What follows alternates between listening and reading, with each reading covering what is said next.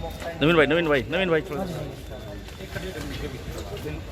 वो जगमेंद्र एक्सपायर हो ये तो ये यहीं बैठे थे ये सब रीले का देख सकते हैं यहाँ आम आदमी पार्टी के राष्ट्रीय सलाहकार अनुराग ढंडा सब्जी मंडी में पहुँचे हैं।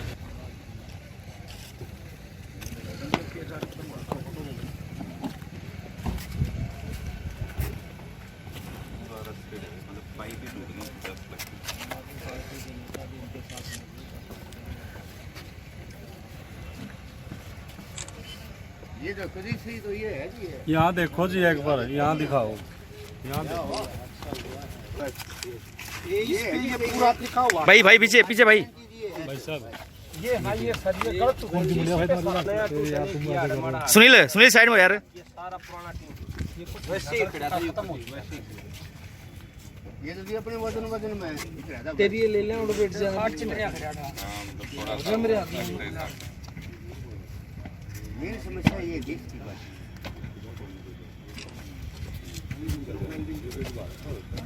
जब से बनी उसके बाद तो चेक भी नहीं किया आज से पुरानी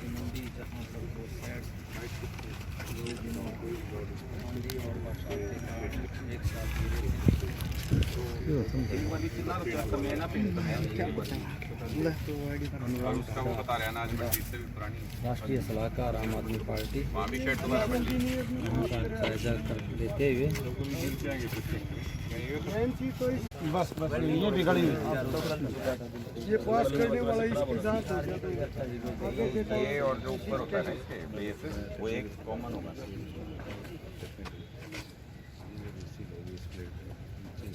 मर्ज होना चाहिए वो प्लेट के साथ तो वेल्ड ही है पर उसकी वेल्ड की जो स्ट्रेंथ थी ना वो चेक होती रहती टाइम ये अपनी ग्रिप को नहीं छोड़ वेल्डिंग तो धीरे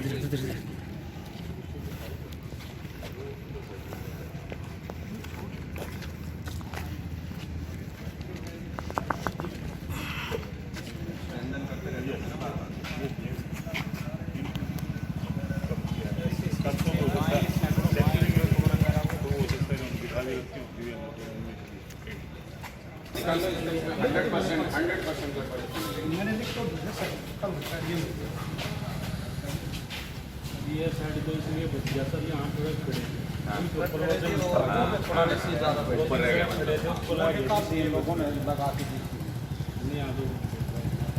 ये तो पूरा स्ट्रक्चर का एक फॉल्ट लग रहा है सारा वीक हो बड़ा सारा सब्जियां थी वो ट्रक यहाँ खड़े हैं सारे पर भी है कि से क्यों वहाँ वो पाइप लूज है ना सर ये ट्रक के ऊपर गिर के मुझसे तो मेरे को लगता है कि ये यहाँ नहीं बाकी भी जो चेक करवाना चाहिए मेरे ख्याल से हर मंडी में चेक करना चाहिए हर यहाँ की जो आप चीज़ बता रहे हो अनाज मंडी की उसमें भी चेक करना चाहिए इनका क्या कब बने थे किसने बनवाए टेंडर क्या है इसका किस कंपनी के जिम्मे रख रखाव था ये सारी चीज़ों को हमको निकालना चाहिए बस कुछ पड़े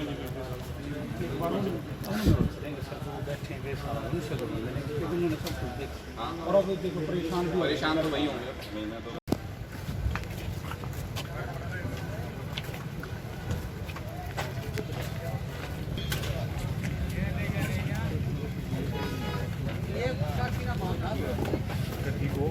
अपी थोड़ा आप कैसे कर रहे हो जैसे अपी तो नहीं मिलता आप ऐसे खुले में लगाते हो क्या बोल रहे हैं ये कमेटी वाले सरकार ने किसी ने बोला है कुछ करवा रहे हैं इंतजाम तो बोल रहे हैं कुछ नहीं बोल रहा है दे देंगे सामान खराब हुआ कुछ मिला भी अभी तक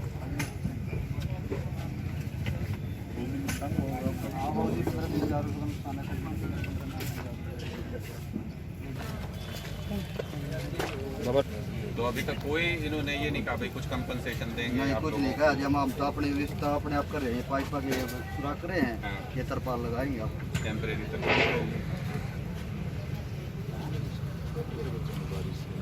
टेंट तो लगवाना ही चाहिए। टेंट शेड था तो शेड गार्ड वाटर ये लोग कुछ भी नहीं करवा रहे। अब तक कुछ नहीं हुआ। अब बारिश आ रही थी, आज बारिश आ रही थी। बनाओ, चाहे सरकार इस पे प्रेशराइज करो, इसमें ये इन लोगों की जायज मांग है। हम सुबह अगर आए आपके पास इकट्ठा मांगेंगे भाई, साथ चलो कि इनका टेंट लगाओगे, क्या दिन में लगाओगे, हम आएंगे आपके पास सारे इकट्ठे होकर साथ चलियो।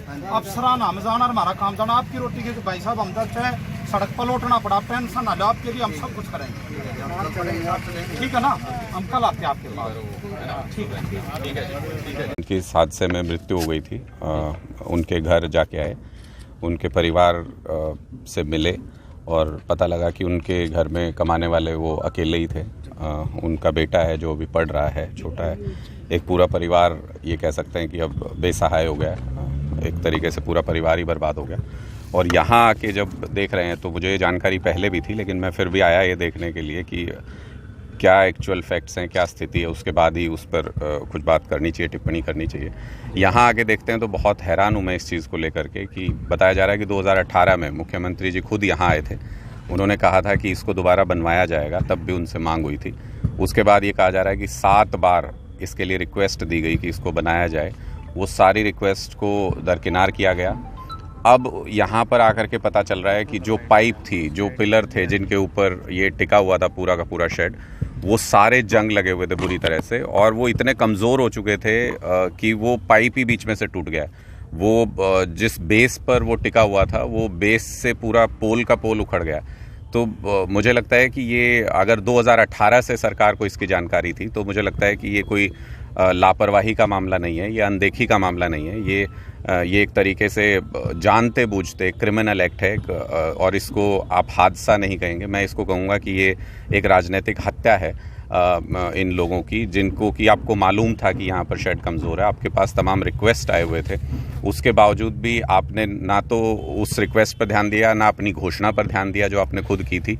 और जो मासूम लोग हैं या जो एक तरीके से अपनी रोज़मर्रा की ज़िंदगी बमुश्किल जी रहे हैं इस दौर में, उनको आपने एक ऐसे हादसे का शिकार बना दिया। असमय मृत्यु उनकी हुई जिसके कि वो हकदारी नहीं थे या जिसके लिए उनका समय नहीं आया था अभी। ये सरासर एक तरीके से हत्या है जिसमें सरकार इन्वॉल्व है। हमारी मांग पहले भी रही है, इस पर पुलिस केस मुख्यमंत्री के खिलाफ दर्ज होना चाहिए, क्योंकि वो खुद आकर के यहाँ घोषणा करके गए थे, जो अपने आप में साक्ष्य है कि उनकी नॉलेज में ऐसा बात थी। अगर कोई बिल्डिंग डेंजरस हो जाती है तो उसको जो उसका मालिक है उसकी जिम्मेदारी तय होती है कि उसको वो खाली कराए या उसमें कामकाज ऐसा ना होने दे जिससे कि वहाँ पर जान माल का नुकसान हो। लेकिन यहाँ पर सब जानते बूझते हुए मुख्यमंत्री ने खुद घोषणा की, उसके बाद 4 साल से गद्दी पर बैठे हुए हैं, यानी लोगों की जान की इनकी नज़र में कीमत नहीं है। और उसी का आज परिणाम यहाँ पर नज़र आ रहा है। हम परिवार के भी साथ खड़े हैं, हम उनके घर गए, हमने उनको भी ढांढस बंधाया कि मुश्किल वक्त है इसका सामना, हालांकि परिवार को ही आपस में मिलजुल कर ज़्यादा करना होता है, लेकिन एक सहारे के तौर पर हम पूरी तरह मजबूती से उनके साथ खड़े हैं। और हम सरकार से मांग करते हैं कि जो उनको मुआवजा भी जो दिया गया है वो गलती सरकार की, गलती मुख्यमंत्री की, गलती इनके मंत्रियों की, गलती इनकी सरकार की, और उसके बाद अगर किसी की जान चली जाए जो कि अकेला कमाने वाला परिवार में था, तो उसके साथ जो मुआवजा दिया गया वो न्याय नहीं करता है किसी भी तरीके से। तो हमारा एक तो ये कहना है कि सरकार को वो मुआवजा जो है वो बढ़ाना चाहिए, एक सम्मानजनक कम से कम कि परिवार को कुछ सहारा भी मिल सके, आने वाले कुछ साल उनके व्यतीत हो सकें इज्जत के साथ, वो उनको सहारा देना चाहिए। दूसरा कि उनके परिवार में किसी को नौकरी मिलनी चाहिए ताकि वो गुजर बसर हो सके, क्योंकि अकेला कमाने वाला सदस्य था। तीसरा कि जो घायल भी लोग हैं उनसे मुख्यमंत्री को खुद माफ़ी मांगनी चाहिए, क्योंकि उनकी देख रेख में, उनकी जानकारी में ऐसा हादसा हुआ है। और ये तमाम लोग, मैं यहाँ पर भी आया हूँ तो मैं देख रहा हूँ कि ये सारे लोग अब शेड के बाहर अपना काम करने को, अपनी दुकान लगाने को मजबूर हैं। अगर बारिश हो जाती है या जिस तरीके की गर्मी पड़ रही है उसको अगर आप देखें तो ये लोग मजबूर हैं इसलिए क्योंकि सरकार ने अनदेखी की। अगर समय रहते नया शेड बनवाया होता या समय रहते जो एप्लीकेशन है उस पर ध्यान दिया होता तो ये सारी दिक्कतें नहीं होती। मुझे लगता है कि सरकार की बहुत बड़ा फेलियर है और इस पर पुलिस कंप्लेंट दर्ज होनी चाहिए मुख्यमंत्री के खिलाफ, और जांच होनी चाहिए कि आखिर किन कारणों की वजह से सब कुछ जानते बूझते भी सरकार ने नए शेड का निर्माण क्यों नहीं करवाया। भाजपा के जितने भी नेता यहाँ पे पहुंचे उन्होंने प्राकृतिक आपदा इसको बताया, आप क्या कहेंगे?